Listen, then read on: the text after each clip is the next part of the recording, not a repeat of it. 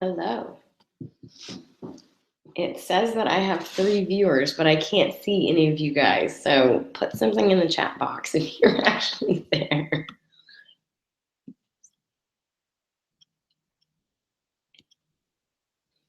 And I'm wondering also if you guys can turn on your video or audio just so I can see. The control room is apparently quite different than if you're using Hangouts on in a typical setting. So this is my first Hangout on air, so I need some help learning the ropes.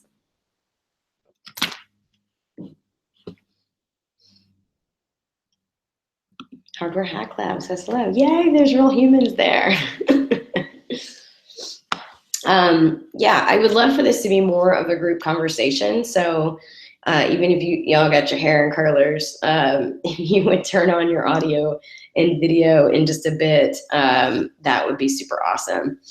I'm going to be doing a quick format. Let me just go through the format really quickly. I'm going to do a very quick monologue here at the beginning just to introduce the topic for today. And then really this is for you guys to ask me questions. So I don't have a ton prepared to talk about. It's more to make space for you guys to pick my brain about everything because I've got so much I could talk about, but I'm really interested in hearing what people are most interested in. So I will go ahead and kick off with that. I don't know if you guys had a chance to watch the video by Jamie Wheel of The Big Think, but he introduces this concept of STER, S-T-E-R, selflessness, timelessness, effortlessness, and richness as a way of being able to identify characteristics of a flow state so that you can have a sense of, am I in a flow state or not in a flow state? Yeah, Stuart, I see that the YouTube URL was problematic in the Facebook event listing. I put it in the location and they truncated it and it made it unclickable. So I put it in one of the comments, but you might not see it unless you click on discussions. I'm really unhappy with the UI of Facebook events. It makes it very difficult to see all the information that you need for this. I also put it on my Twitter, and the link should be on the Dent comment thread as well. I don't know how to put it in a place where it would be more obvious, but if you guys have any wisdom about Facebook events, that would be awesome. So yes, STIR. For me, I definitely have experienced all 4 of those aspects in the different, I'll call them modalities of flow experiences that I've had. And going back to the speaking in tongues experience, because that is something that I spent a decade in and I know very, very deeply. There is this moment of calming the conscious mind as you're singing. And I think one thing that these flow experiences have in common is they give your conscious mind something to focus on that that already starts to quiet the inner monologue and the thoughts of, I need to run by the grocery after this and all of that sort of busyness that our minds have. Speaking in tongues in particular uses very simple repetitive songs. And a skilled song leader in the church is, their skill is really in reading the room. And when they're getting into a good groove and they're getting the group into a flow state, they will stop doing this sort of verse, chorus, verse format and just go to hitting the chorus. And the songs tend to be incredibly simple. Sometimes the lyrics are almost just repetitive. Even within a chorus, they might only have a tiny amount of words. Like one of them that I was remembering is "Mercy rewrote my life" is the first line.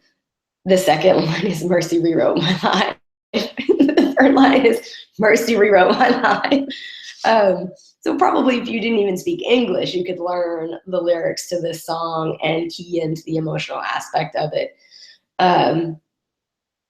And it just becomes not so much even about what the semantics of the word mean as just you are making these sounds in a room with a group of people. The larger the group is, the more powerful it is.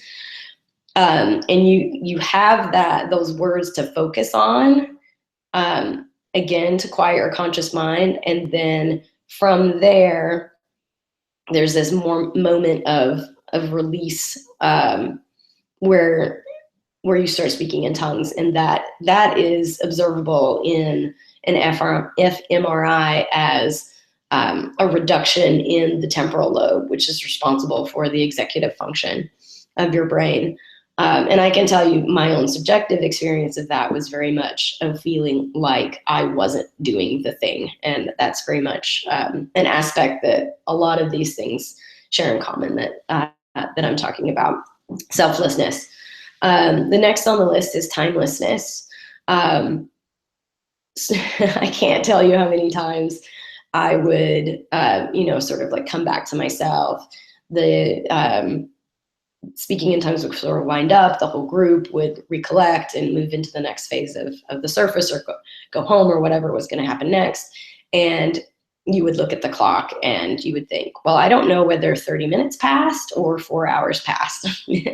So timelessness is another good marker to know whether you're in a flow state.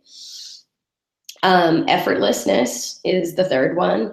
Again, with this reduction of frontal lobe activity, it doesn't feel like you are doing the thing. And I think this gets reported from people who are doing Reiki and don't feel like they're doing the thing. Or, I just watched a documentary by Tony Robbins called I'm Not Your Guru, which I highly recommend. It's amazing. Even if you think he's a kook, he definitely, you get to see the behind the scenes of how he himself enters into a flow state, and how he engineers and operationalizes a group of 2,500 people to get into a group flow state.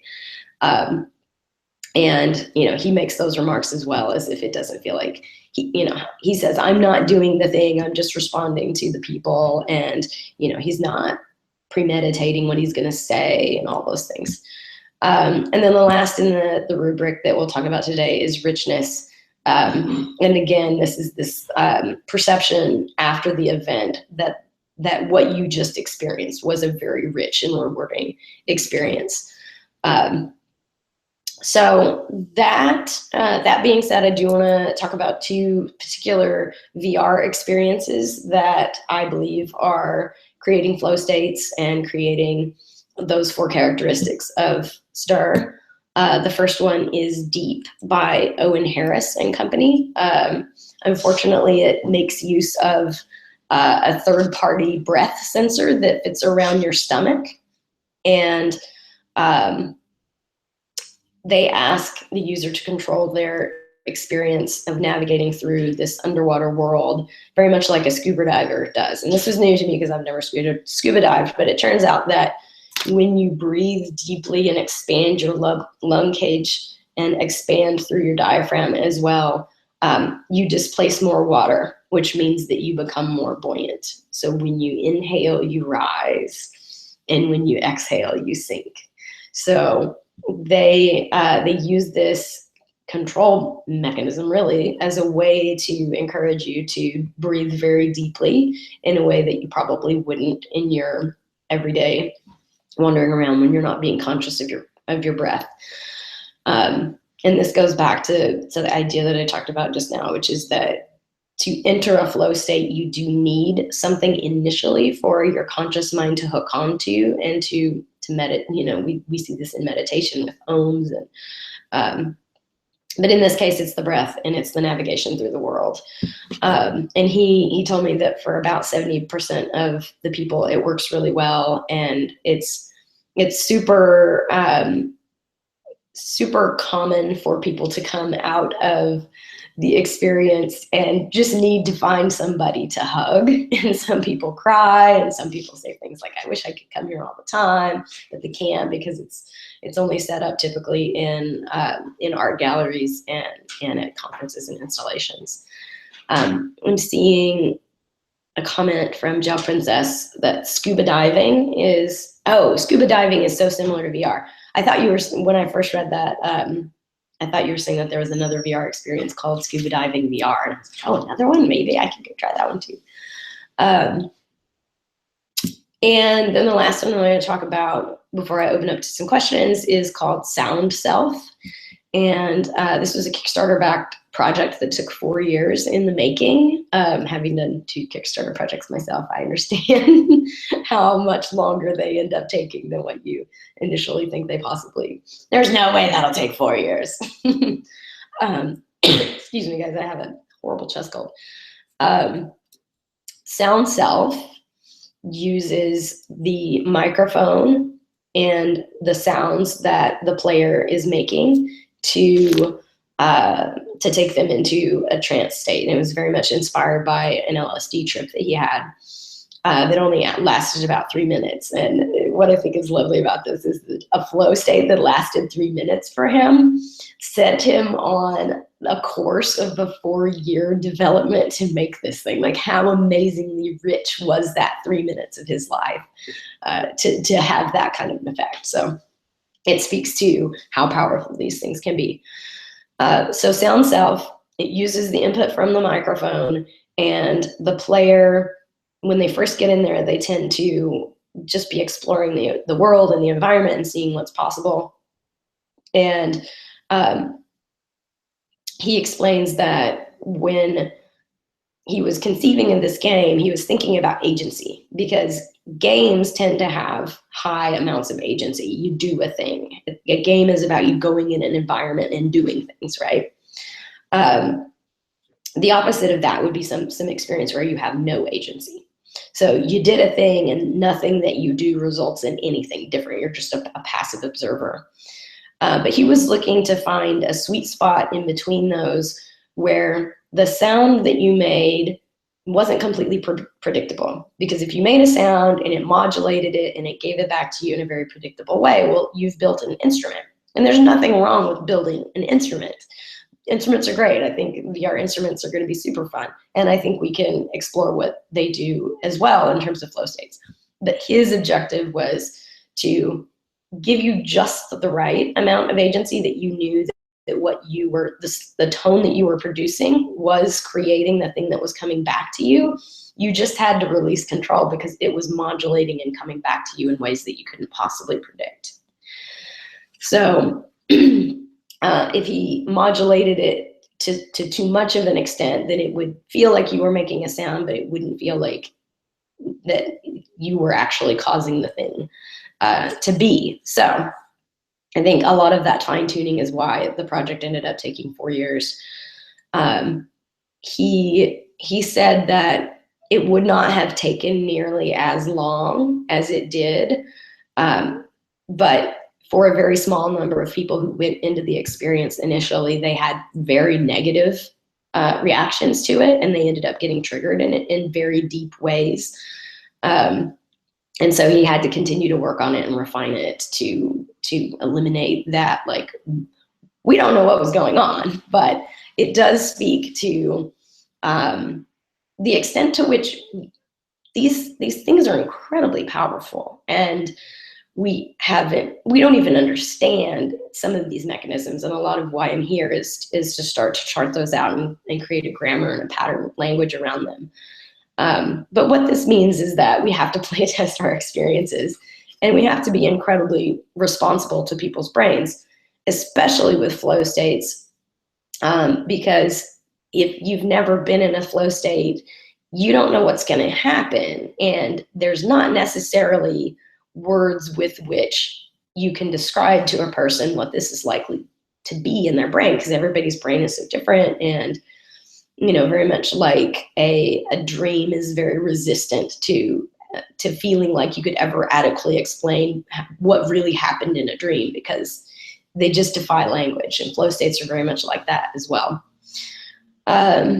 So I think that gets us started.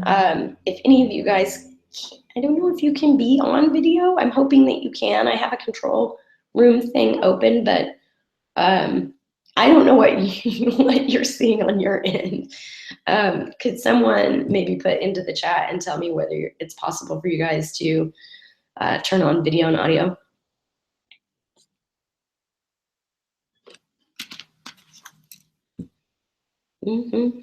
Or if not, you can just ask some questions in the chat.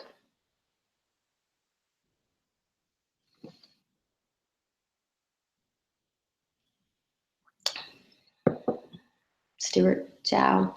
Help me out.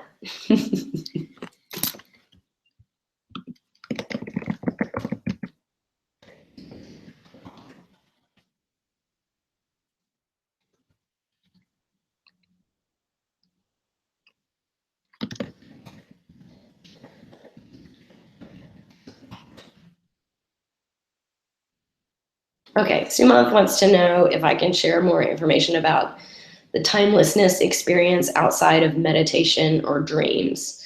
And Sumant's joining us from 30,000 feet in the air. Sumant, you're awesome. Where are you flying to? Okay, so looks like you guys can't join from video. That's too bad.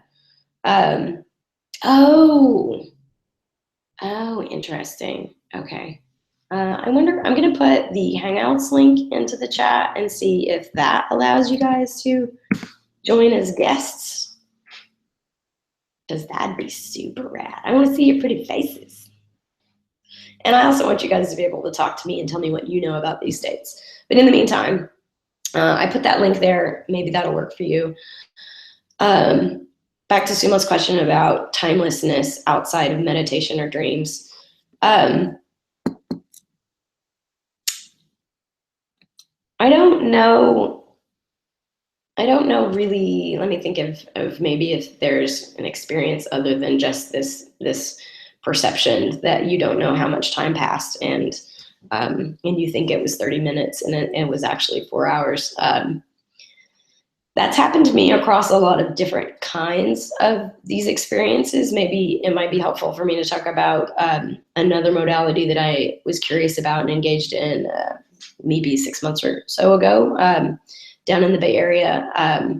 Ellen Leantz had recommended me to a practitioner of something called trauma release exercises, TRE, and it's been studied by the Department of Defense for reduction of PTSD symptoms, and it has the advantage of being very easy to learn. Basically, you lay on a yoga mat or some comfortable surface, and then the practitioner sets your legs, sort of has you bend at the knees, and then you push off of your feet. You're sort of connected to the ground by your shoulders and by your feet.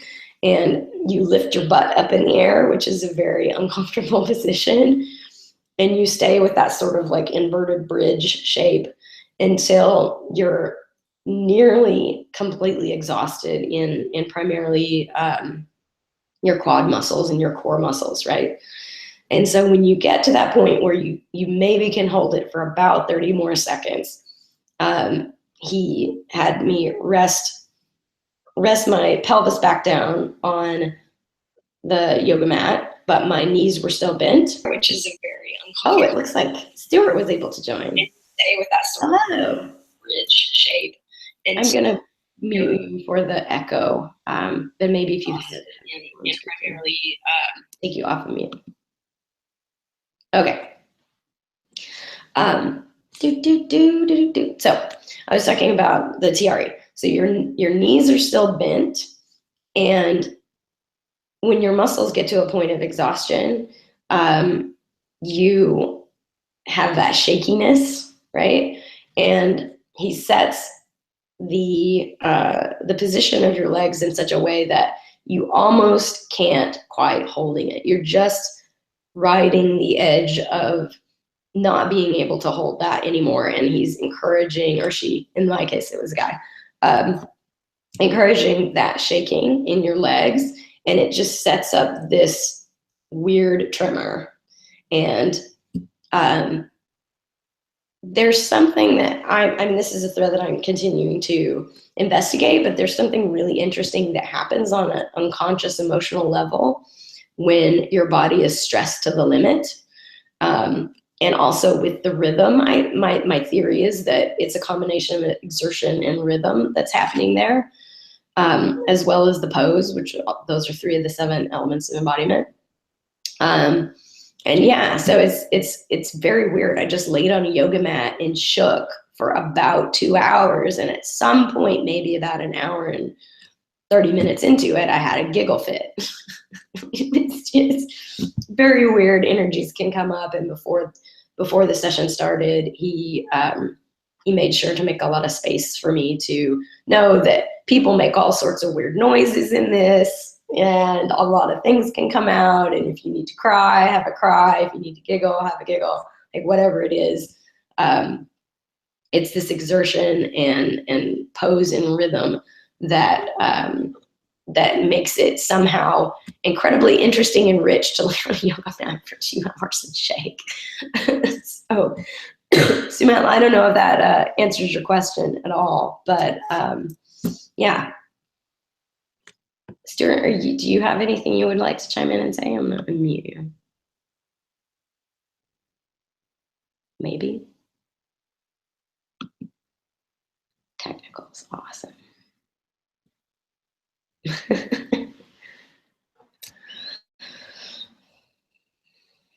Oh, Stuart's having audio issues. Awesome. Does anybody else have a chat question or want to join via Hangouts?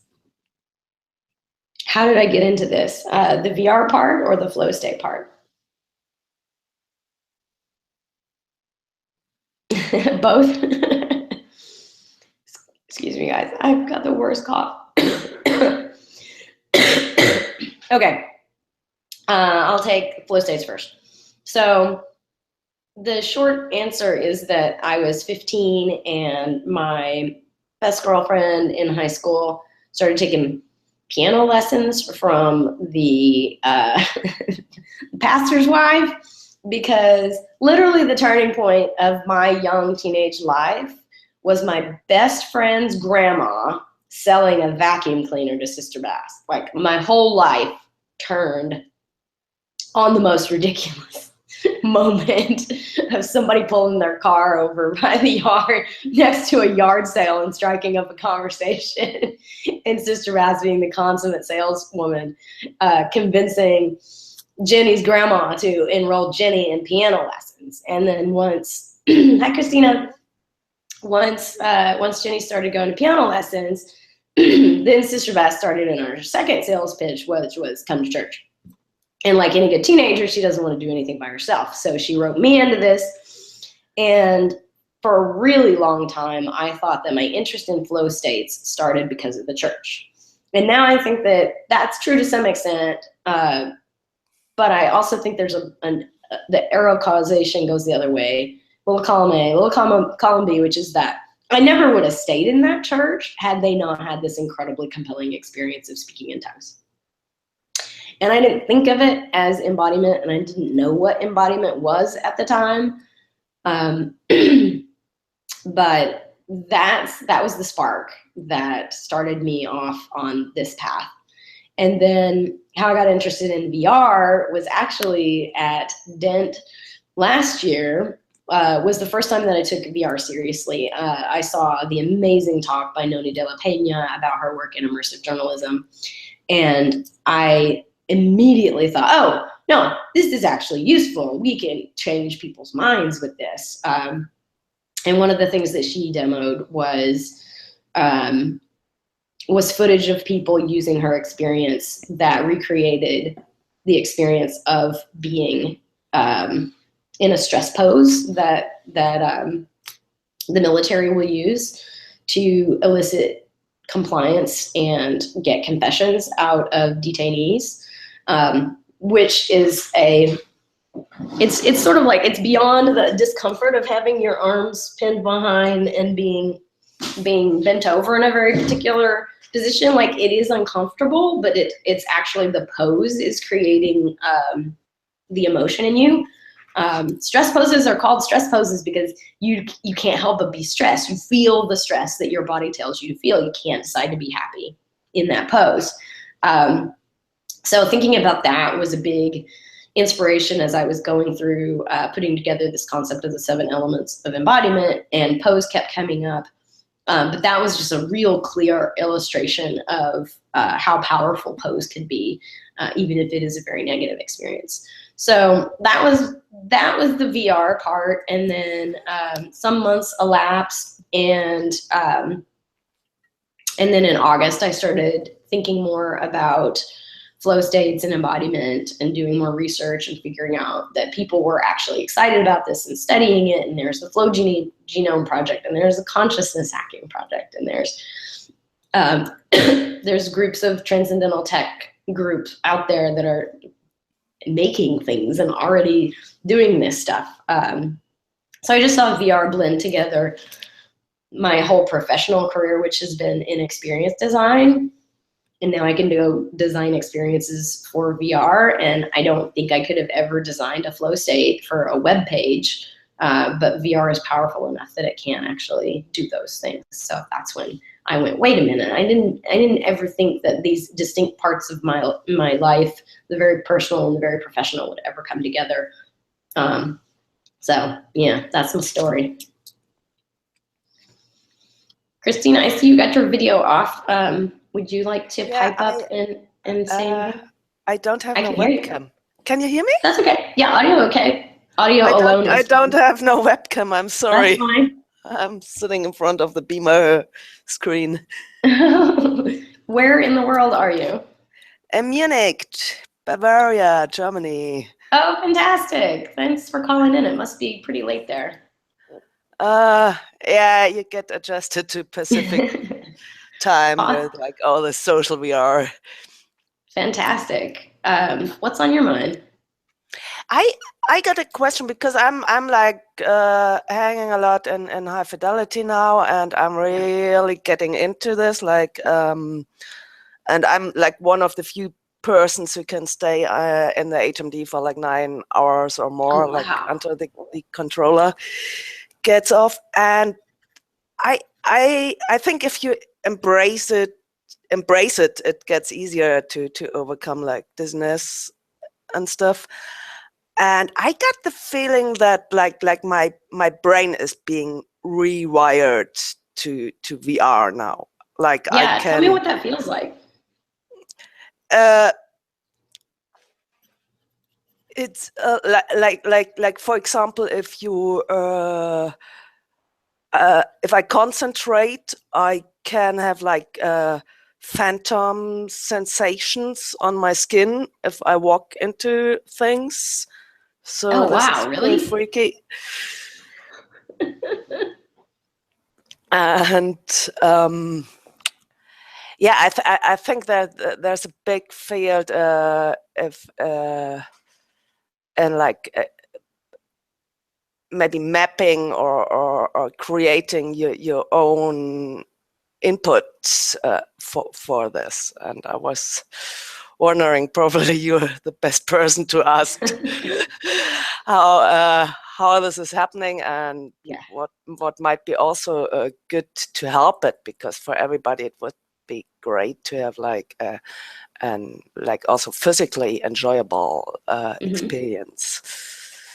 Yeah, I have some suspicions. I want to dig a tiny bit deeper. Can you tell me of a specific sensation that you felt from in VR? No, it's just like that. Like, you know, if you walk into like walls or other avatars, at first, even from within the Vive, it felt like just an error in picture. But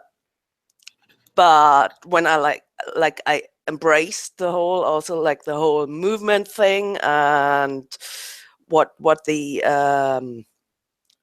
headset can give me as input, like I was like, okay, I go to like the carnival and pay for rides, so I can just have it in my living room. And I think like this is like the most how do you say, the most telling example with like this phantom sensations. Now if I concentrate and I watch like the visual input to my brain, which comes through my eyes, through the vive. Okay, now with my arm, I'm walking into this wall. And if I concentrate, I can actually feel it on my skin. That's amazing. So I want to work on that. It's just fascinating. So a couple of things come up. So I'm going to make a note because I want to tell both of the things. Flow tank. So first thing about how crazy visual perception is,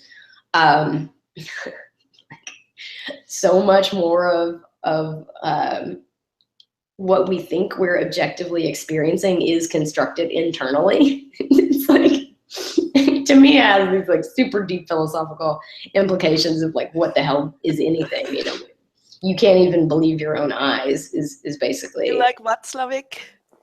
What's that? You know Paul Václavík? I don't. Oh, look him up. He's great. Can you put that name in the chat? Yeah. Right. So here's the deal. Here's how visual perception. And honestly, I'm going to start with that because the HMD is obviously hacking your entire visual field, right?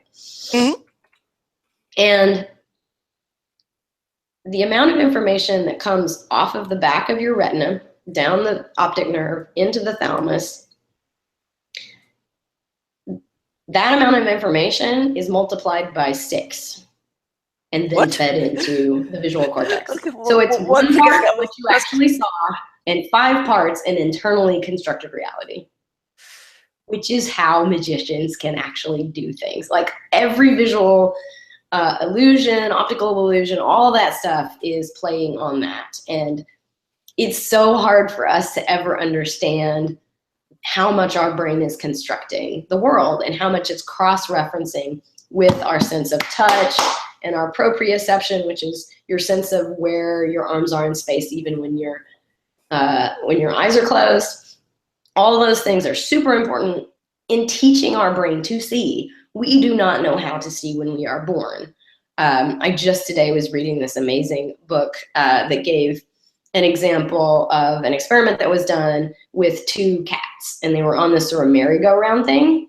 And one cat was able to walk, and that was the cat that turned the carousel. And one cat was just chilling. It couldn't move the carousel at all.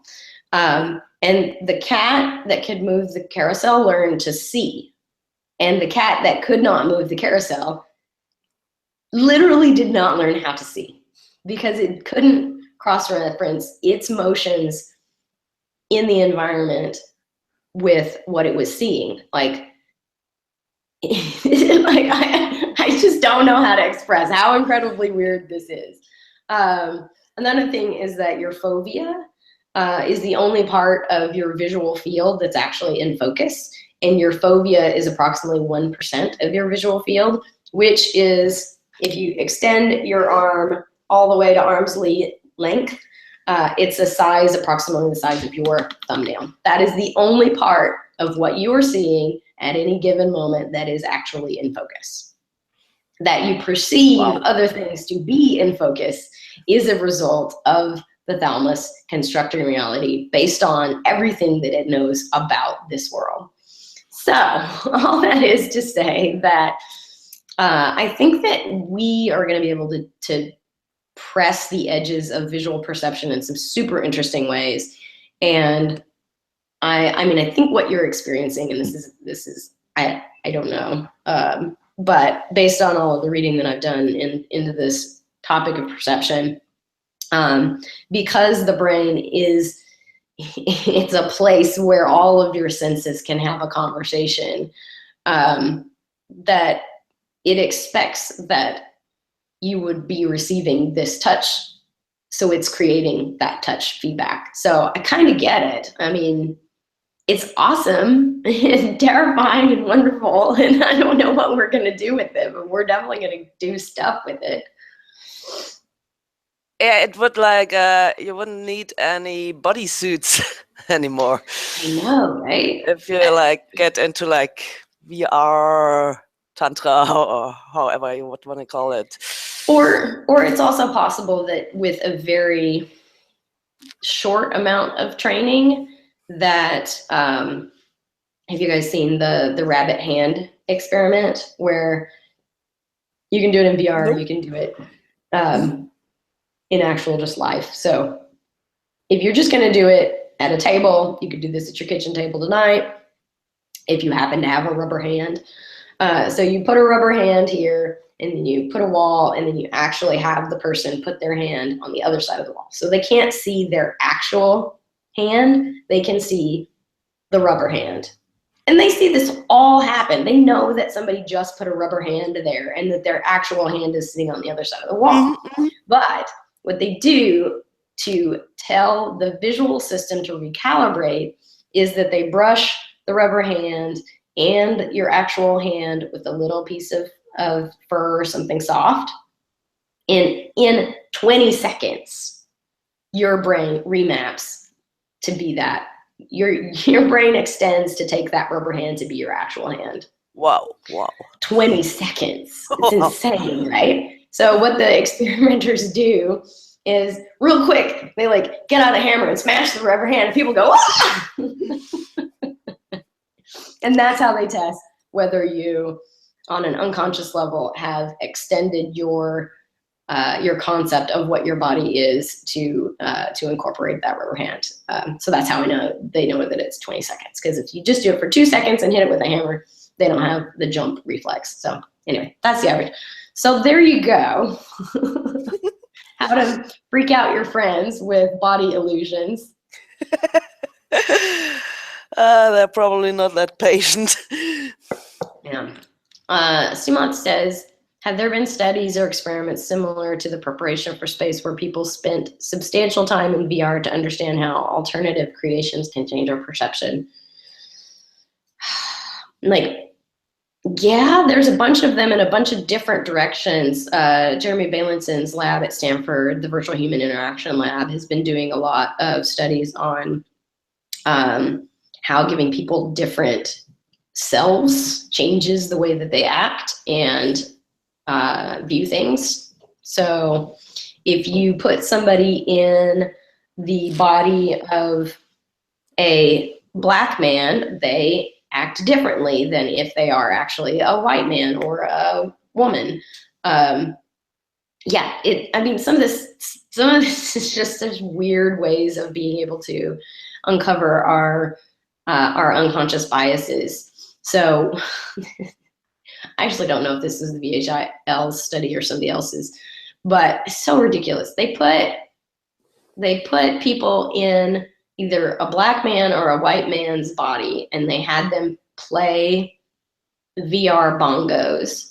And then they had other people, a completely different group, rate whether the performances of the white avatar or the Black avatar were better. And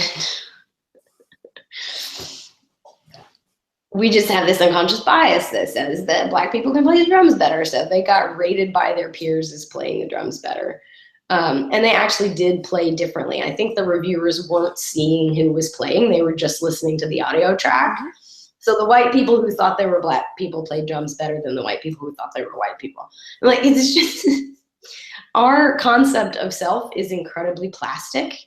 And it's super, super fast to unzip this self and put on another self, which I'm actually super hopeful for. I'm hoping that it helps people realize that self is constructed, and it's culturally constructed, and maybe to question some of their own stereotypes about people and realize that they can also unzip that self and make another one if they chose to. So I don't know if there's another one that comes to mind. Creations can change our perspective. I mean, there's stuff that changes our perception along so many different lines that it's hard to even know where to start. Anybody else want to chime in?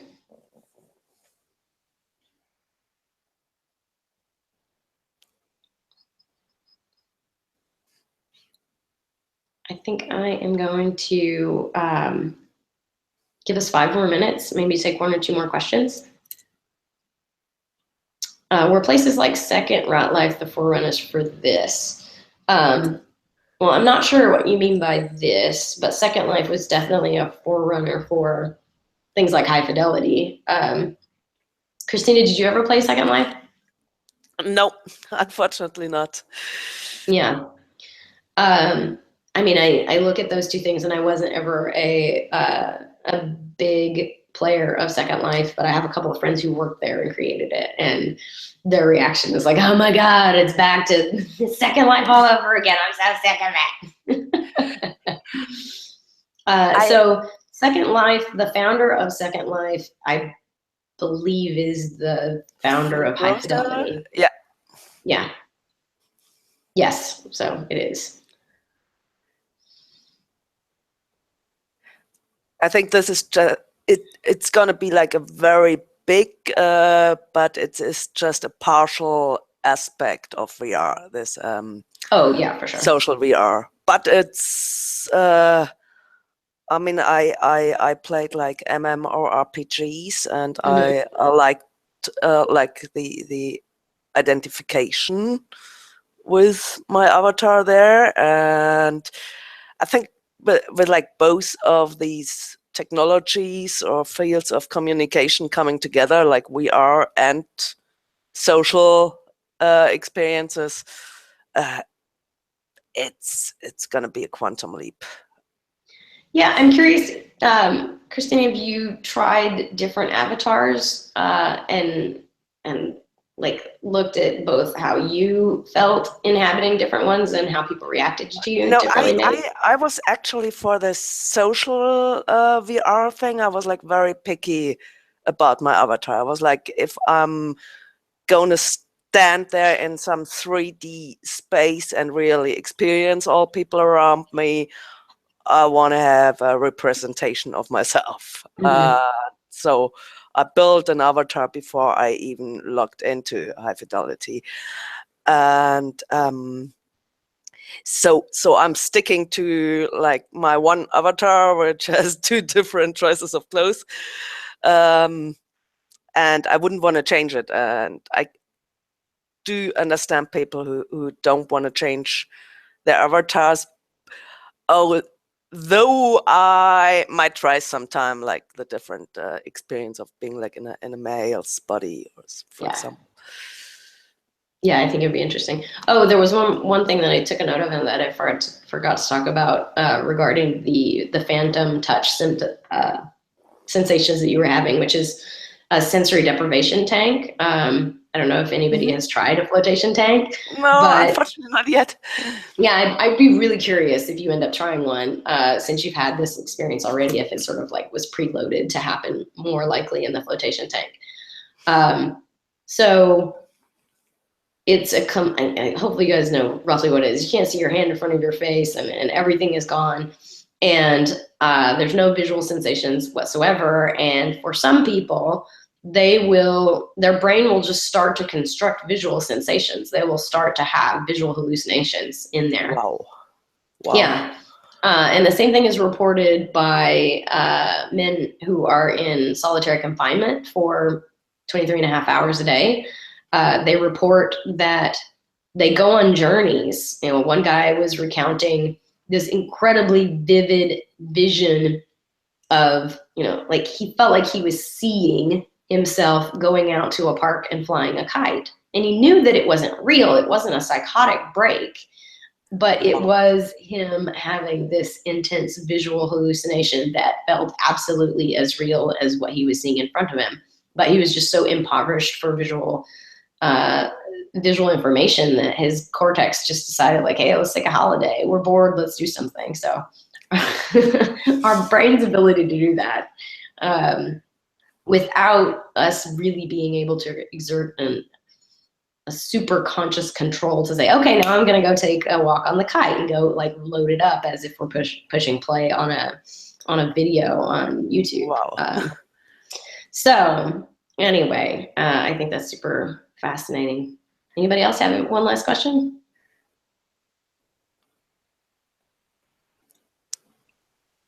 When's the next live live?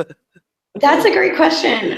Speak. We're going to be doing, actually, the next one, I'm going to be bringing a guest on. This one was my my sort of like, let's see how the technology works and how does chatting work? And I learned a ton already.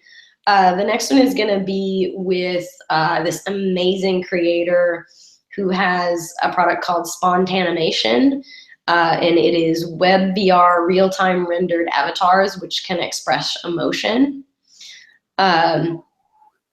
And they're super, I mean, I think we're gonna have much richer experiences in spaces like high fidelity when you can have your avatar express what you are actually expressing. And I don't think we're that far away from it. I think it's doing a great job already. Even maybe sometimes a confusing good Yeah. job.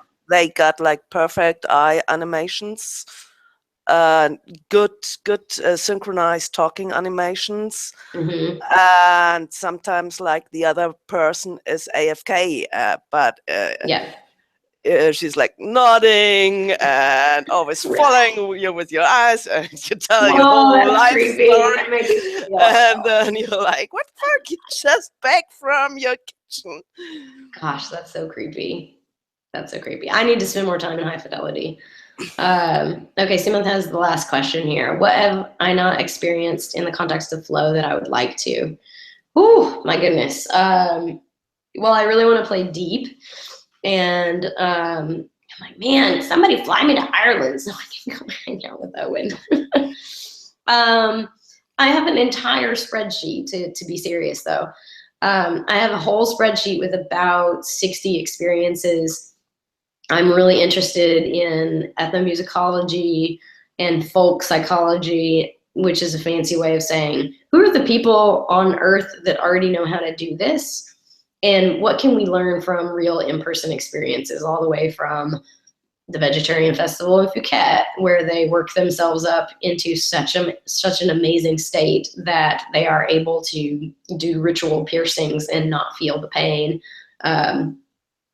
I'm probably not going to stick a sword through my cheek. I'm pretty sure I'm not, because I'm real scared of needles, and swords are like real big needles.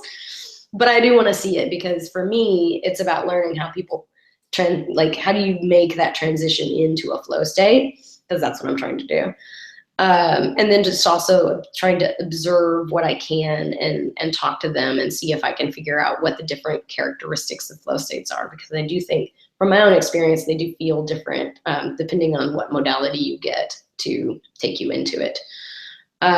So yeah, I can show you my spreadsheet. It's got a bunch of super cool stuff on it. And some of it's even moments like I was at the top of the Vatican, and it was the day that 2 Italian teams were competing for the Country Cup, and the whole town was on point. Everybody was watching the game. You could hear it coming out of every coffee shop and bar, and Roma won.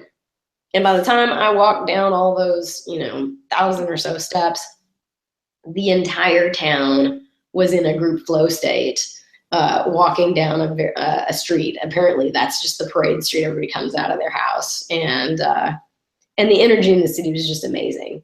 So some of those are a little bit like lightning in a bottle to capture, but I'm going to try.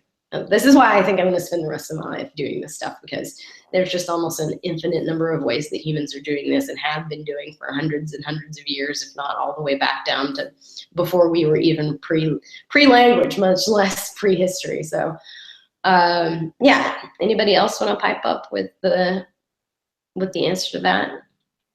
That was a group question, I believe.